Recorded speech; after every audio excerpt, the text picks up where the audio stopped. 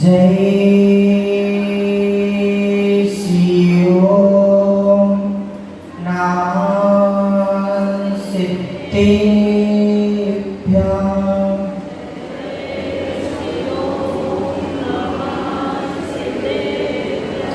जय श्री ओम नमः सिद्धेभ्यः।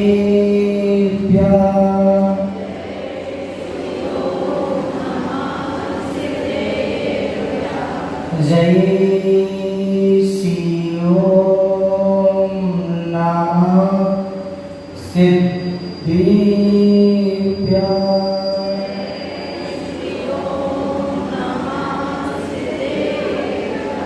नमो हरियन्ताणं नमो सिद्धाणं नमो आयर्याणं नमो वत्सायाणं नमो लोके सभ्यसागरं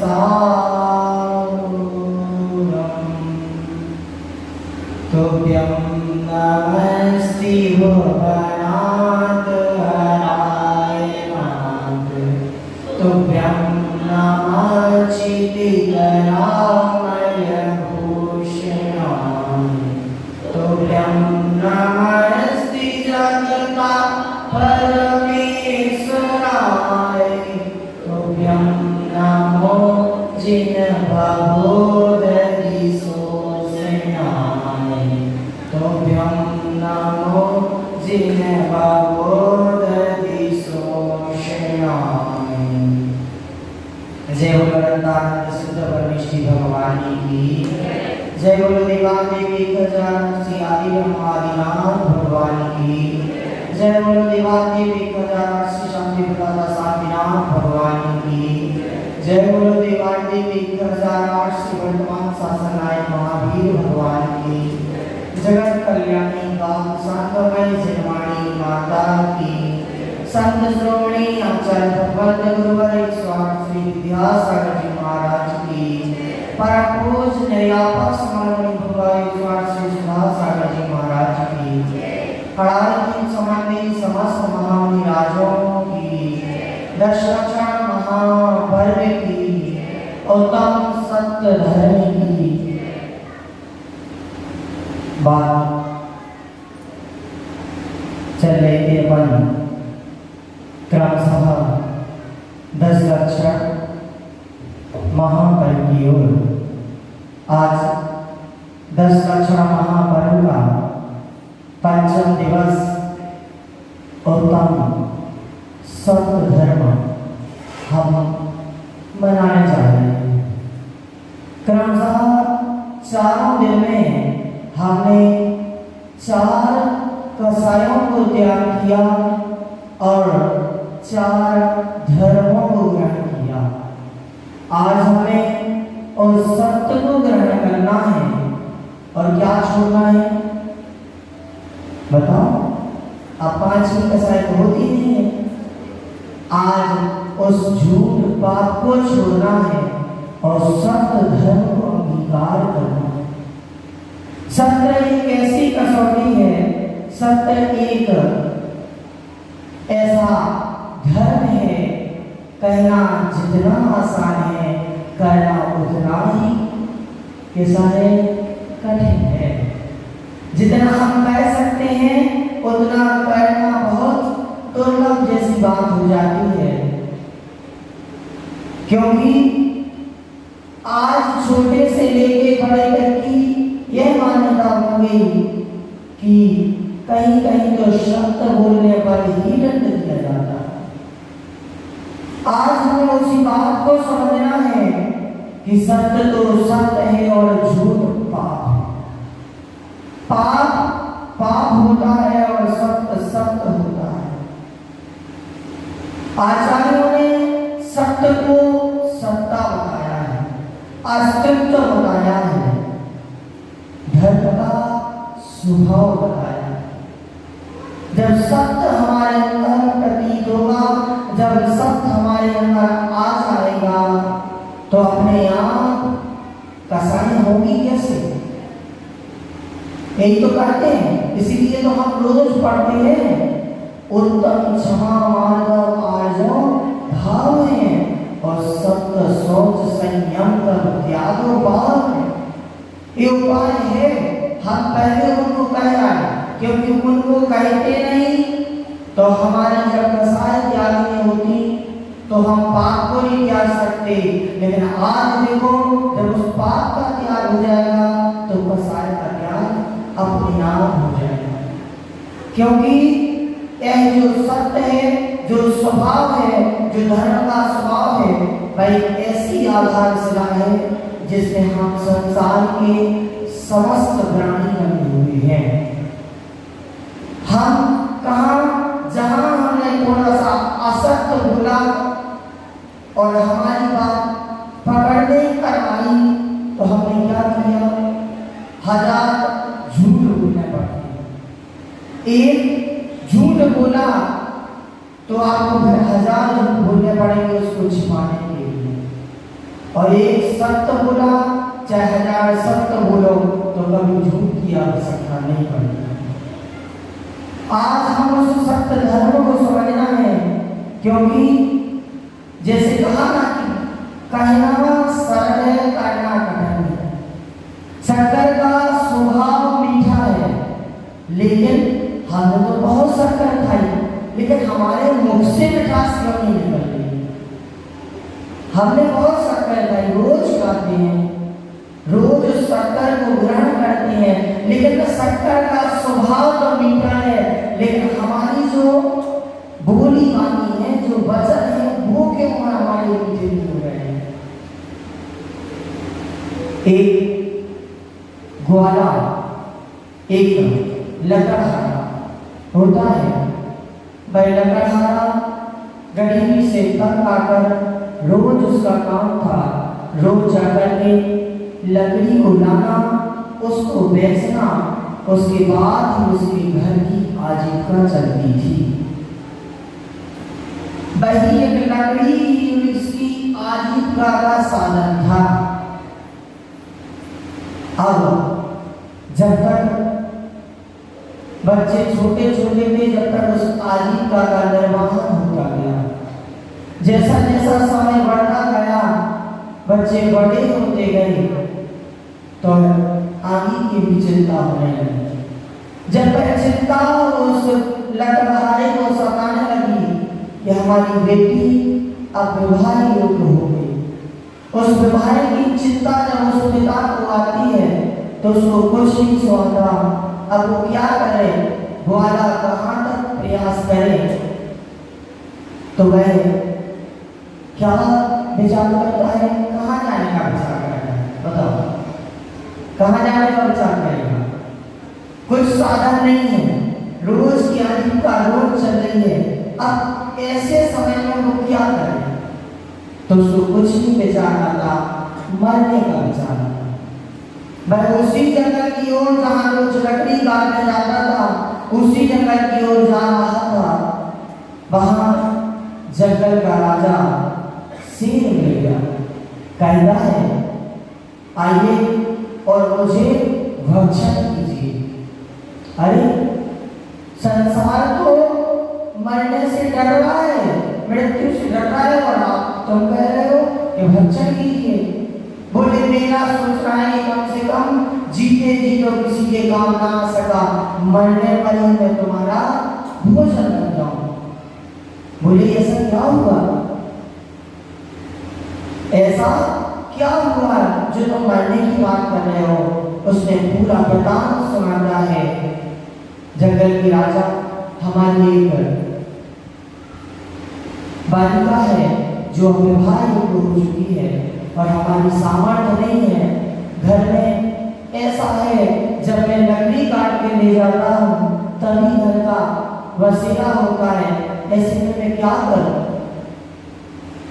तो जंगल के राजा पर अब पहले के समय में जाइए। एक बार उस लकड़हारे ने भी उस शेर की मदद की थी।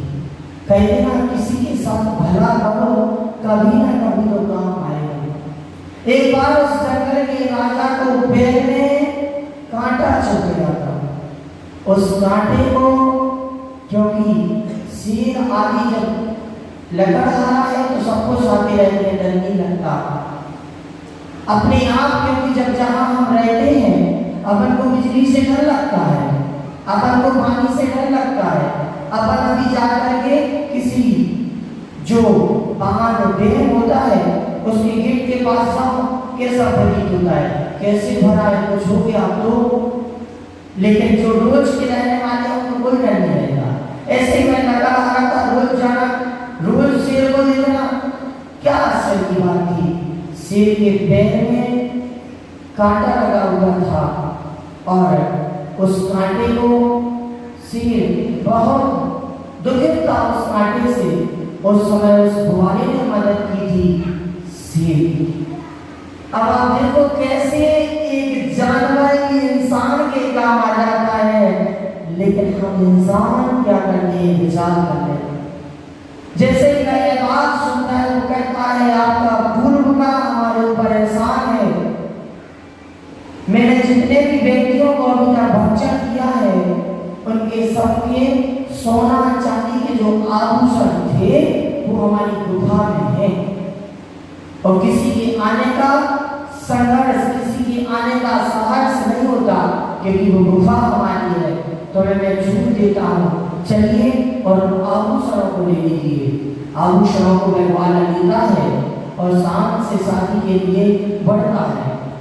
शेर भी एक शर्त रख देता है, शर्त एक है कि मुझे शादी में आमंत्रण करना, ठीक है। अरे जिसकी देन पूरी है उसको बुलाने में कौन सी कमी, उसको बुलाने में कौन सी बात हुई। आप सादर आमंत्रण देते हैं, सारी तैयारियां हो जाती हैं, वो लकड़हारा आता है, शेर को आमंत्रण करता है कि कल आप पधारें, कल हमारी बेटी की शादी है। शेर पहुंच जाता है। अब संसार की नजर में तो शेर शेर है, पूरे शेर को देखते ही सारा जो सिस्टम था, जितने भी वहां मेहमान थे वो आश्चर्यचकित हो जाते हैं। शेर आ गया, सब बहुत दौड़ मच जाती है। तब वह कौन, वह जो लकड़हारा था वो कहता है वचनों को सुनना, वचनों का ध्यान देना।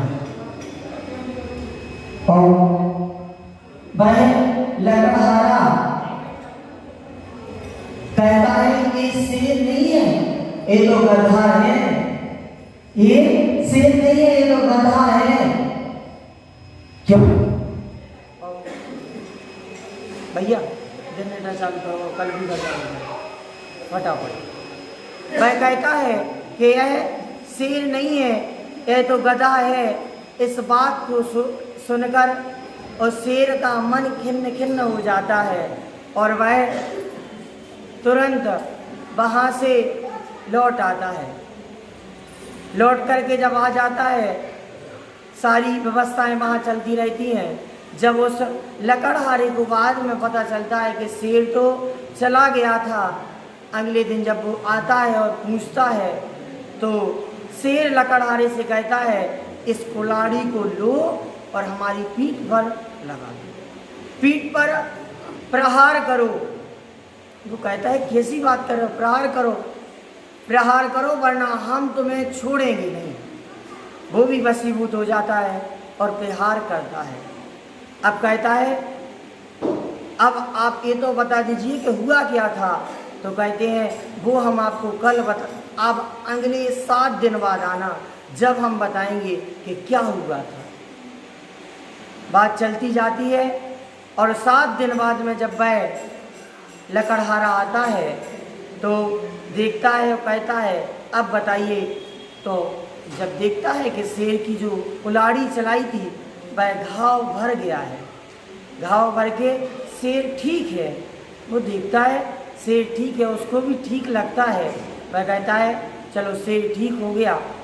अब वह उस बात को सुनाता है कि तुमने कहा हमारा वो घाव तो ठीक हो गया, लेकिन जो तुमने उस दिन लगाया था वो आज तक जिंदा है।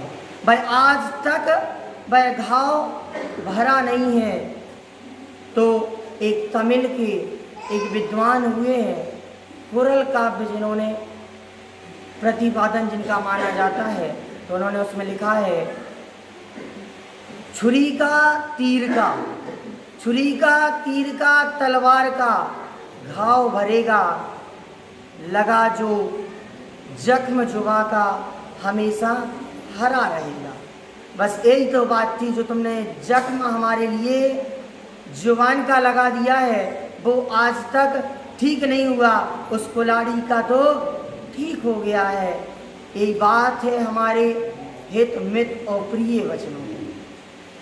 हम उस सत्य को नहीं बोल पाते हैं, हम उस सत्य को नहीं कह पाते हैं, तो हम क्या करते हैं, असत्य तो बोलते ही हैं, साथ में अहित अप्रिय वचनों का प्रयोग करते हैं। अब ये तो हमने समझ लिया आखिर उस सत्य से क्या होता है, भाई कौन से प्रिय वचन हैं और कौन से अप्रिय हैं। तो आचार्यों ने सत्य को 4 प्रकार से बताया है। जनरेटर की व्यवस्था नहीं है? हाँ, तो कल की तरह गड़बड़ हो जाएगा आज सोमवार। तो आगे आचार्यों ने सत्य के 4 भेद बताए हैं। सत्यानुव्रत किसके होता है? सत्यानुव्रत किसके होता है? श्रावकों के। सत्य महाव्रत और भाषा समिति, वचन गुप्ती। सबसे पहले हमें समझना है उस महाव्रत को, सत्य महाव्रत को। जब वह मुनिराज अंगीकार करते हैं, जिनके नाले से मसाना जल बिन हूँ बिना दीजो गए। पंडित दौलत राम जी छेड़ाला में कहते हैं, वह मुनिराज जो सत्य महाव्रत का पालन करते हैं, वह लीस मात्र छोटी किंचित भी किसी वस्तु जैसे मृषा झूठ के वशीभूत होकर वह कैसे भी किंचित भी झूठ नहीं बोलती, ना ही जल यानी जल और मृषा यानी मृण यानी मिट्टी, क्षमा करें, मृण यानी मिट्टी, वह जल और मिट्टी भी बिना मांगे ग्रहण नहीं करते। यह सत्य है। सत्य अणुव्रत की बात आई, जहाँ हम आप श्रावकों की बात आई, तो कह दिया मुनिराज की बात अलग हो गई। मुनिराज की सत्य महाव्रत हो गया तो वहाँ की बात हो गई। अब सत्य अणुव्रत हम श्रावकों का आया तो कहा, फिर पुनः पंक्ति में कहते हैं, पर्वतकार कठोर निंद नहीं वचन उच्चारे। क्या कहा? पर्वतकार कठोर निंद नहीं वचन उच्चारे। जो पर का घात करे, पर का वध करे, जो पर को कठिन लगे, ऐसा वचन, ऐसा निंदनीय कठोर वचन मुख से, मन से, वचन से और काय से भी जो ना करे, वह सत्यानुव्रत का धारक श्रावक है। वह है श्रावक जो किसी का वध हो जाए, किसी को मन को खेद पहुंचाए, ऐसा स्वभाव से भी वह भाव नहीं करता कि हम ऐसे वचन किसी से बोले। कहा मुनिराज अपने उस सत्य महाव्रत का पालन करते हैं, फिर भी कह दिया, क्या कहा? क्योंकि कहते हैं अहितकारी सत्य भी असत्य है। बात समझ में आई? असत्य, भैया पीछे वाली बात नहीं है। असत्यकारी जो सत्य है वह भी असत्य है, तथा हितकारी जो असत्य है वह भी सत्य है। कैसे? किसी जीव की हिंसा हो रही हो तो ऐसे में अगर आपने सत्य कहा तो वह भी असत्य की कोटि में आएगा। किसी जीव के प्राणों का घात हो रहा है, जैसे आपने कहानी को सुनाने की आवश्यकता नहीं है, आप छोटे में ही समझ जाए। हम आप सुनते आ रहे हैं, एक शिकारी एक चिड़िया को मुनिराज के समक्ष लेकर जाता है और कहता है, बताइए यह चिड़िया मरी है कि जिंदा है। महाराज सोचते हैं अगर इससे कह दी कि जिंदा है तो यह मार दी, और कह दिया कि यह तो मर गई तो क्या करेगा, छोड़ देगा। मुनिराज कह देते हैं ना ये जिंदा है ना ये मरी है, क्योंकि उनके भी तो सत्य महाव्रत है, वो अपने वचनों में दोष नहीं लगा सकते। बोले ना तो जिंदा है ना मरी है। आप बात को समझो, आपको बात एक ही लग रही है, दोनों बातें आपको ना जिंदा है ना मरी है, बात को समझो। और उन्होंने कहा अगर जिंदा कह दिया तो भी गड़बड़, मरी कह दिया तो भी गड़बड़। आपने उस भाषा समिति का पालन किया, क्योंकि उस भाषा उस वचन समिति का, क्योंकि कहते हैं जग सुविद कर सब आहे हर चुति सुकत सब संसय है।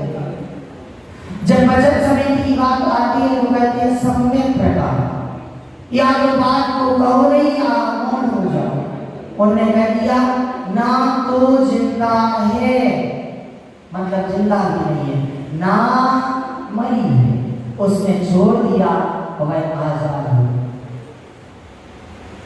ऐसे ही एक व्यक्ति होता है, वह व्यक्ति अपने उसको धर्म पर बिल्कुल भी सिद्धा न थी, वह व्यक्ति अपने गुरु पर असत्य के दोष लगाने के लिए तुला था, क्योंकि जिसको धर्म पर श्रद्धा नहीं है उसको गुरु पर श्रद्धा कैसे हो जाएगी। वह जाता है गुरु के पास और सीधे सीधे कहता है हमारी पत्नी गर्भवती है, बताओ पुत्र होगा या पुत्री। अब बताओ, ये होती है असमंजसता की शर्त, ये इसे कहते हैं परिस्थिति बसात। भैया थोड़ी सी अब परिस्थिति में तो क्या करें, ना तो ये कह सकते हैं कि पुत्र होगा, ना ये कह सकते हैं कि पुत्री होगी। और उन्होंने कहा अभी कुछ नहीं बताएंगे, जब हो जाएगी तब बताएंगे। आपको अभी बताइए कि पुत्र होगा कि पुत्री होगी। उन्होंने कहा एक शर्त है, मैं बता दूंगा। ठीक है बताइए।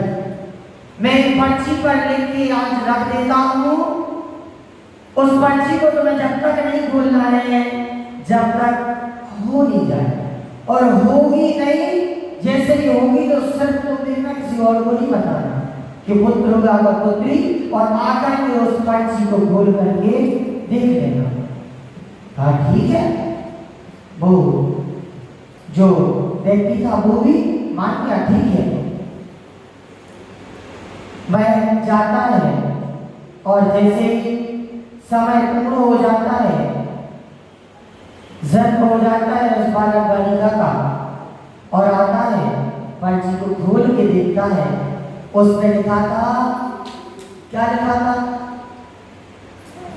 पुत्र होगा ना पुत्री। उसमें पर्ची में लिखा था पुत्र होगा ना पुत्री। बात आपको ऐसी लग रही है, लेकिन आप समझो मुनिराज ने उस असमंजसता में भी सत्य का पालन किया, अपने धर्म को असत्य नहीं होने दिया। कैसे? पुत्र क्या पढ़ लिया, बोले पढ़ लिया, बोले क्या होगा, बोले पुत्र होगा। बोले हमने कहा था पुत्र होगा ना पुत्री, पुत्री नहीं होगी, और अगर पुत्री हो गई तो कोई बात नहीं, उस नाम को आगे से लगा दो, पुत्र ना पुत्री, पुत्र नहीं पुत्र ना पुत्री, उसी को पीछे लगा दिया। तो हमने तो पहले ही कहा, उसमें पढ़ लो, ऐसे लिखा है ना, पुत्र होगा ना पुत्री। ठीक है, हमारे हमने सही कहा, सही लिखा था। अब अगर मान के चलो पुत्री भी हो जाती, पुत्र होगा ना, पुत्र नहीं होगा पुत्री, कैसे उन शब्दों को संभाल कर मुनिराज ने अपनी बात को कह दिया, धर्म को बचा लिया, धर्म में कोई शंका नहीं हुई। अपनी भाषा समिति का भी पालन हो गया, सप्त महाव्रत का भी पालन हो गया और उसे भी वह नतमस्तक हो गया। वह जो जिसको कभी धर्म पर श्रद्धा न थी वह भी नतमस्तक हो गया। इसको कहते हैं कि असमंजसता में भी, परिस्थिति में भी ऐसे शब्द बोलो, हित मित प्रिय वचन बोलो, किसी जीव की हिंसा ना हो, किसी को वह जान भी ना पाए और कभी मन में वचन भी ना आए। क्या महाराज ने शब्द बोला? बताओ, बोलो कुछ। महाराज ने क्या शब्द बोला? नहीं बोला। महाराज ने सत्य बोला और सत्य की सिद्धि भी कर दी। कहते हैं अगर आप उस सत्य को, हम उस सत्य को नहीं बोल पा रहे हैं, नहीं कह रहे हैं, तो कभी कहते हैं मौनेन कलहो नास्ति, मौन रह जाओ तो कलह रुक जाए। मौन हो जाओ, कलह रुक जाएगी। जिस प्रकार मुनिराज ने अपने उस धर्म का पालन कर लिया, उस जीव की रक्षा कर दी और सत्य महाव्रत भी रह गया, सत्य भी रह गया। बस यही तो हमें करना है, यही तो हमें मन में विचार करना है, यही हमें मन में वचन में काय में लाना है कि हमसे किसी भी प्रकार के असत्य की प्रवृत्ति ना हो। अब आप कहोगे आपने ये तो कह दिया कि असत्य की प्रवृत्ति ना हो, लेकिन सत्य बोलने वालों की भी तो क्या हुआ? अभी तो अपन ने असत्य बोला है, अब देखो सत्य वालों का भी क्या हुआ है। देख लो पाषाण भगवान विराजमान है 23वें तीर्थंकर, सत्य की राह पर चले कमठ ने कितना उत्सर्ग किया। क्या कोई आयत हुआ? बोलते चलो चलिए, क्या आयत हुआ? अरे आज उपवास किया, कितने जन का उपवास? ईमानदारी से कहाँ कर उपवास कितने जन का है? लो 3 जन का है, तो शेष क्यों नहीं बोल रहे हैं? भगवान ने सत्य की राह पर चले कमठ ने उत्सर्ग किया। आचार्य माधव गोस्वामी सत्य की राह पर चले 48 सालों के अंदर बंद किया गया। अंजना सती सत्य पर चली, वनवास हुआ। शेष सुदर्शन सत्य पर चले, सूली पर चढ़ाया गया। आप विचार करना, एक विचार नहीं कर लेना कि आप ही लोग कह रहे हो कि सत्य बोलना है और आप भी बता रहे हो कि सत्य बोलने वालों का ये हुआ। पहले बात को समझने का प्रयास करो। राम ने सत्य की राय ली, रावण ने छोटी सी बात से क्या हो गया? पूरी रामायण में कितनी कथा है? निशान भैया, तुलसीदास जी क्या कहते हैं? कितनी कथा है पूरी रामायण में?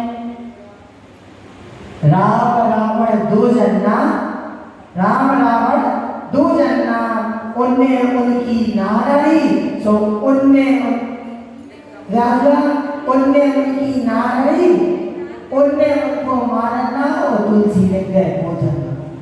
इतनी सी तो बात थी, लेकिन राम ने जो सत्य का सहारा लिया, क्या कुछ दुख हुआ? हाँ, कठिनाई आपको वर्तमान में आ सकती है, कठिनाई वर्तमान में उनको हुई, ऐसा नहीं है। मीरा सत्य के राह पर चली, जहर लाया गया। सब सतियों को देख लो, अंजना सती, चंदना सती, सबको देख लो। यहाँ तक कि और महापुरुष महात्मा गांधी को देख लो, सत्य की राह पर चले, क्या हुआ? गोलियों का भी सामना करना है। यही बात तो है कि सत्य भी अपनाना है, सत्य की राह पर भी चलना है, सत्य का पालन भी करना है, सत्य समझाना भी है, सत्य समझना भी है, मगर वह सत्य कैसा? क्या हुआ? क्या वह सत्य अकेला है? नहीं। वह सत्य वाले व्यक्ति अकेले रह गए? नहीं। उस समय उनमें उस सत्य के कारण हो सकता है परेशानी उठानी, लेकिन आज देखो उस सत्य के कारण ही उनकी जय जयकार हो रही है। हो रही कि नहीं हो रही? हमने आपको 7, 8, 9 उदाहरण सुनाए, 50 उदाहरण आप देख लो, 50 उदाहरण आप देख लो। आज उनका आयत हुआ कि सुहित हुआ।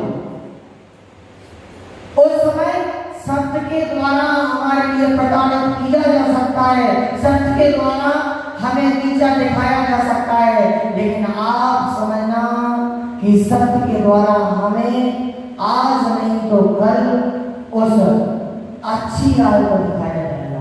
और पार्श्वनाथ भगवान ने सब प्रभाव रखा।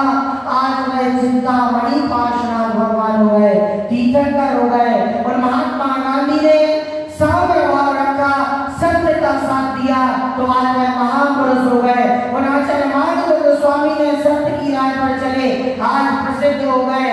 वह मीरा देख लो आप, वह रामचंद्र जी देख लो, कोई का किसी का पिता नहीं हो, आज वह प्रसिद्ध हो गए। और अगर उसी समय वह असत्य का सहारा ले लेते तो क्या उनका नाम होता? ले लिया ना अपना सत्य का सहारा, कहाँ गए? मायाचारी भी कर ली, क्रोध भी कर लिया, मानी भी हो गए, लोभ भी कर लिया और असत्य भी कर लिया। पांचों में घटा दो।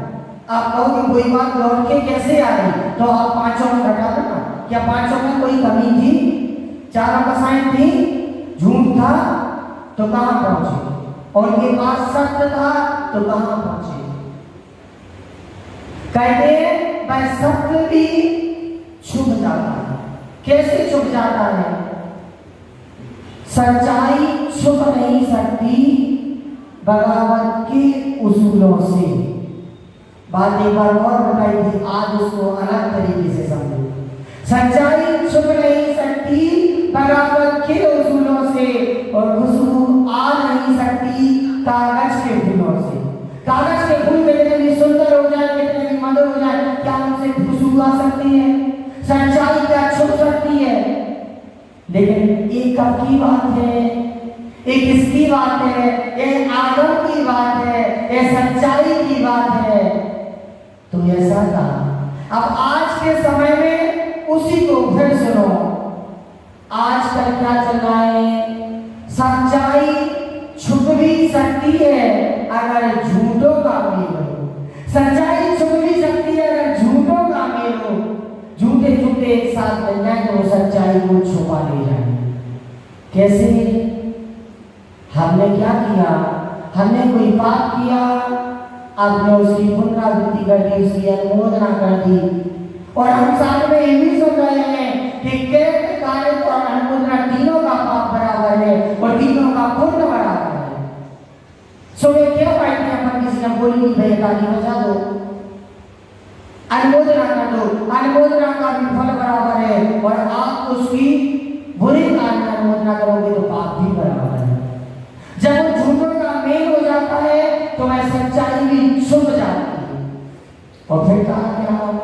खुशबू आ भी सकती है अगर कागज में तेल हो। एक संत ने कह दिया कि खुशबू आ नहीं सकती कागज के फूलों से, और दूसरे आजकल की बात को देखो तो कहते हैं खुशबू आ भी सकती है अगर कागज में तेल हो। कागज में, उस कागज के फूल में, उस कागज के कमल में आप इत्र लगा दो, तेल लगा दो, सेंट लगा दो, खुशबू आ जाएगी। दोनों उदाहरण को आप देखो, दोनों को घटा करके देखो, दोनों अलग अलग है कि नहीं? बस वो आदम के अनुसार सच्चाई है, वो सच्चाई का साथ है, और ये हमने असत्यता का साथ दिया। ये हमने असत्यता को अपना लिया।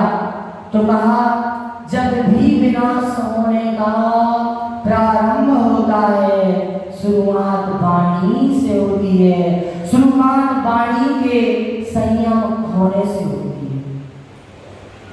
जब भी विनाश होता है, विनाश प्रारंभ होता है तो किससे होता है? हमारी वाणी से। हम वाणी का जब भी गलत प्रयोग करते हैं तभी गलत होना प्रारंभ हो जाता है। आपने कभी देखा अपनी बातों के साथ गलत हुआ? आपने कभी देखा?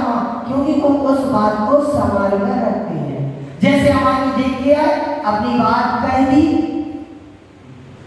धर्म भी, धर्म से छुट भी नहीं हुए, धर्म से हटे भी नहीं और दूसरे की बात को भी समझते हैं। लेकिन हम ऐसी वाणी को भूल जाते हैं कि क्या होता है भाई, छोटी सी वाणी से, छोटी सी बात से, छोटे से असत्य से नहीं, छोटे से सत्य से क्या हुआ, महाभारत रच गई। अंधों के अंधे होते हैं, महाभारत रच गई। और इसी को अगर कुछ ऐसे कह देते, अंधे होते हैं अंधों के, कुछ बात को यहाँ का वहां करके कह देते, अंधे होते तो हैं अंधों के। वही उस सेंटेंस को आप देखो, अंधे होते तो हैं अंधों के, आप थोड़ी अंधे हो। जिससे कहा वो व्यक्ति तो नहीं था, आप दोनों में जैसे वहां अपन लगाया वैसे यहाँ समझो, अंधों के अंधे होते हैं, अंधे होते तो हैं अंधों के। अरे आप तो नहीं अंधे हो, जिसे कह रहे हैं वो तो अंधा नहीं है, वो महाभारत कैसे रचती, क्या रच पाती नहीं। तो इसी को तो कहा है कि वचन बोलो हित मित और प्रिय। हम कहीं हमें असमंजसता ऐसी बैठ जाए तो वहां हमें ऐसा करना है, हमारा सत्य भी रह जाए, जीव की हिंसा भी न हो। कहा हितम मनोहारी चतुर्लभम बचा, हित के वचन बोलो, प्रिय वचन बोलो, मृत के वचन बोलो, लेकिन अहित नहीं होना चाहिए। एक राजा हुए रणवीर सिंह, वह राजा पूरे नगर के, पूरे देश और देश के चित्रकार को बुलाते हैं और कहते हैं कि चित्र बनाओ। चित्र बनाते हैं, सब चित्र बनाते हैं, सब जगह वाले चित्र बनाते हैं, सब प्रकार के चित्र बनाते हैं। पहला चित्र बना, आप हित को लगाओ। पहला चित्र बना, सुंदर तो है मगर सत्य नहीं। क्या हुआ, जैसा नहीं था वैसा चित्र बना दिया, सुंदर बना दिया। कैसा हुआ, चित्र तो सुंदर है मगर क्या हुआ, सत्य नहीं है। दूसरा चित्र बनाओ, दूसरा चित्र बनाया तो कैसा बना, सत्य तो है मगर सुंदर नहीं है। क्यों नहीं है, वह राजा कैसे थे, वह राजा काने थे, तो उसने पहले तो उस आंख को भूरा बना दिया, तो क्या कहा, चित्र तो सुंदर है मगर सत्य नहीं है। दूसरा बनाया, उस आंख को जैसे का तैसा बना दिया, चित्र तो सत्य है मगर सुंदर नहीं है। अब तीसरा बना, तीसरा चित्र जब बनता है, हित आ गया, मित आ गया, अब प्रिय, अच्छा भी लगना चाहिए और सच्चाई भी होना चाहिए। इसी को तो प्रिय वचन कहा है। वो कैसे, और राजा को क्या कहा, कैसे चित्र बनाया, एक खड़ा कर दिया। राजा क्या कर रहे हैं, राजा तीर चलाने का अभ्यास कर रहे हैं। इस प्रकार से चित्र बनाया। तो जब तीर का अभ्यास किया जाता है, एक आंख बंद होती है, जो खुली थी उसको खोल दिया और जो काली थी उसको बंद कर दिया। चित्र भी सुंदर है और सत्य भी है। इसको कहते हैं हित और प्रिय वचन बोलना। वचन भी हो गए, सत्य भी हो गया, प्रिय भी हो गया और बात सत्य भी हो गई और प्रिय भी हो गई।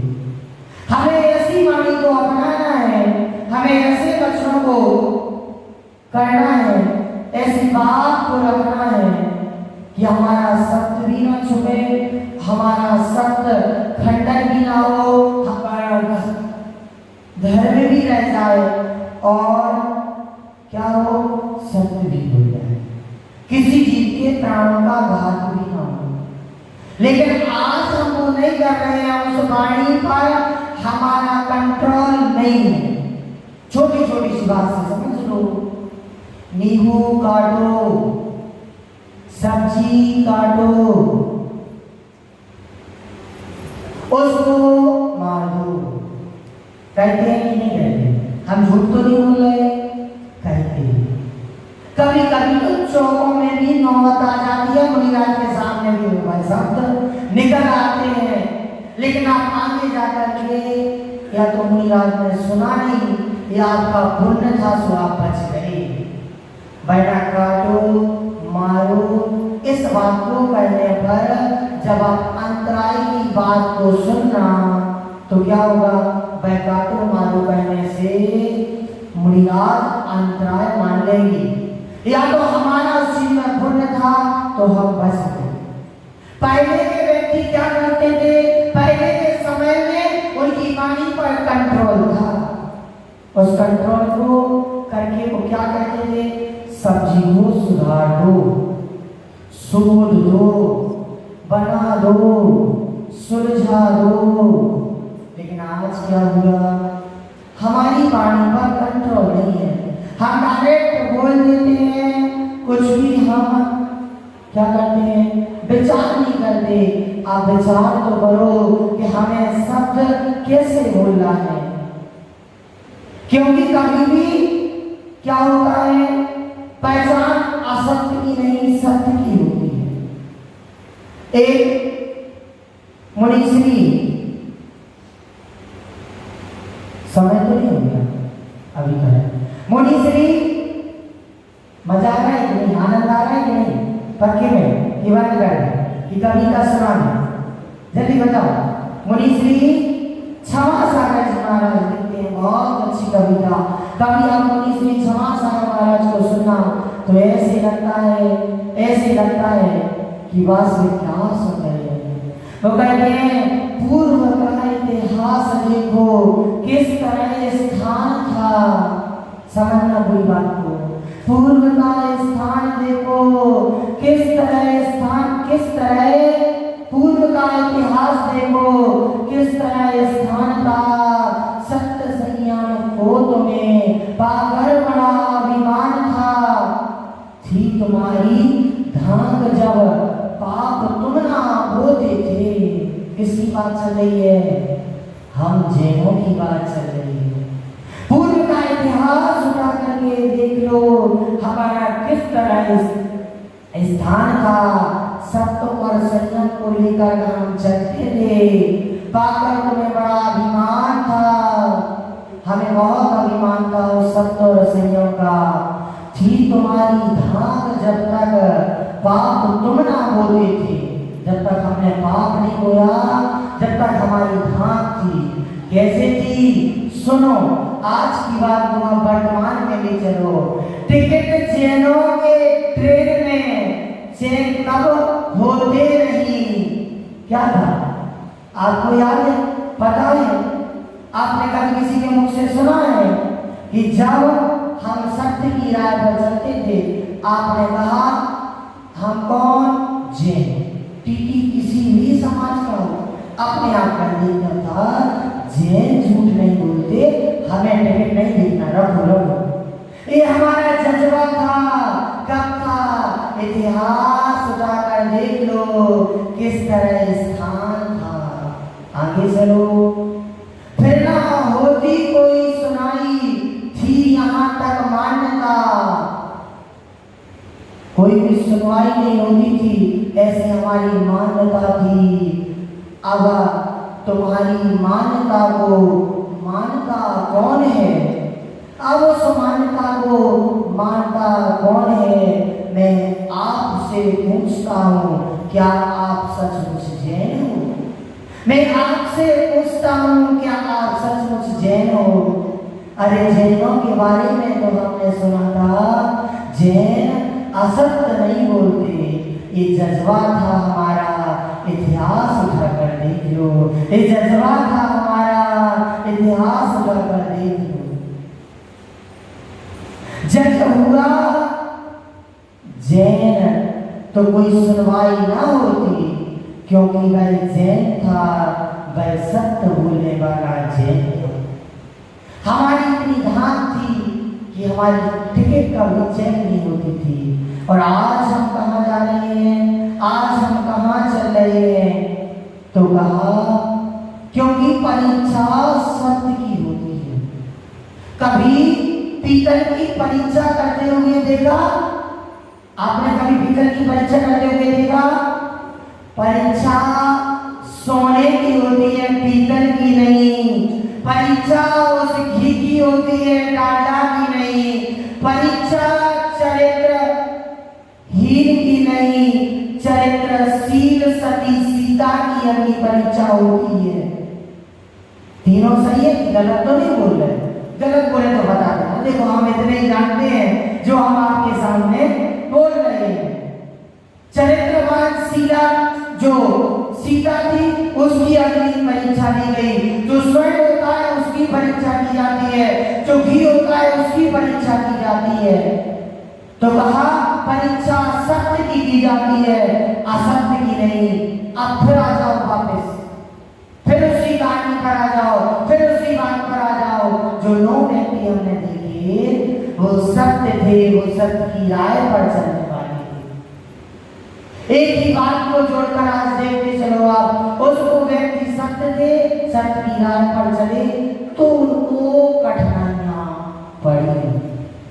आप देख लो किसी असत्य वाले को, किसी झूठ बोलने वाले को कोई परीक्षा देनी पड़ी? नहीं।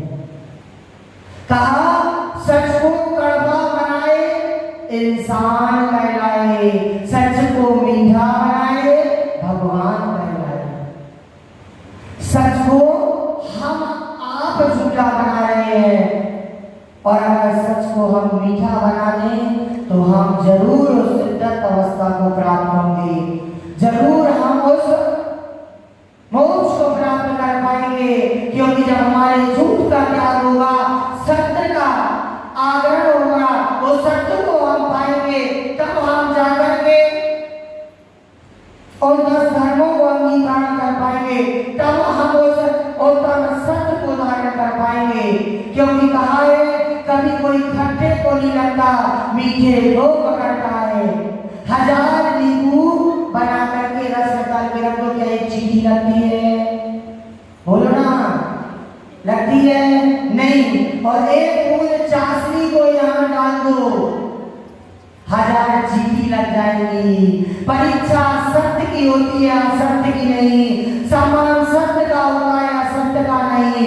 मोक्ष सत्य वाला जा पाता है, असत्य वाला नहीं।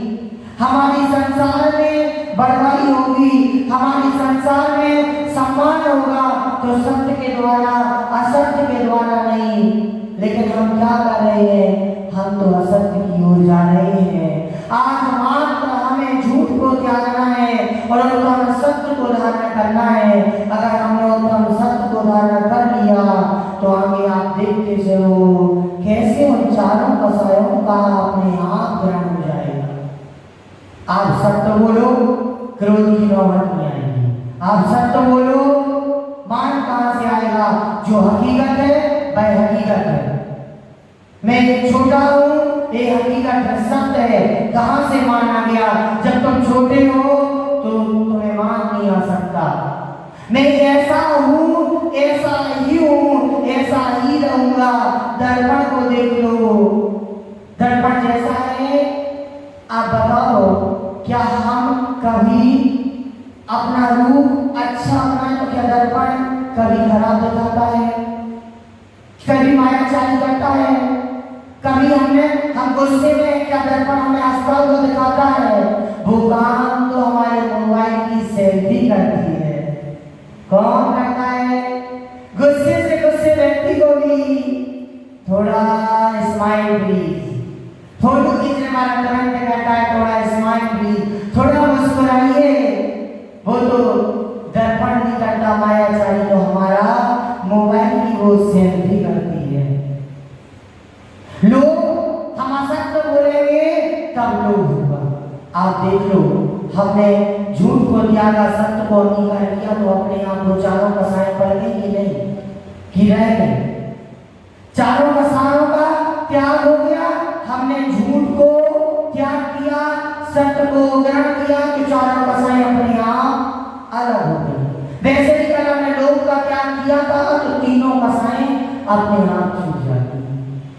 सरकार आज हमें उत्तम सत्य के दिन और झूठ का त्याग करना है। वह चारों कसाई अपने आप हट जाएंगी, तब हमारे झूठ का त्याग होगा जब हम उत्तम सत्य को अपना पाएंगे। सत्य परेशान तो हो सकता है, सत्य मुसीबत में सत्य मुसीबत को तो प्राप्त करवा सकता है, लेकिन ना सत्य अकेला होता है, न सत्य निहत्ता होता है। सत्यवादी व्यक्ति की संसार में प्रसिद्धि होती है। सत्य हमेशा बड़वाई को प्राप्त करवाता है। कहते हैं सत्य हर मुश्किल को आसान बना देता है, सत्य हर मुश्किल को आसान बना देता है, सत्य पत्थर को भगवान बना देता है। सत्य मानव के जीवन की कसौटी है। सत्य इंसान को भगवान बना देता है, सत्य इंसान को भगवान बना देता है। इसी भावना के साथ बोलिए उत्तम सत्य धर्म की जय। आज कोई प्रतियोगिता है क्या?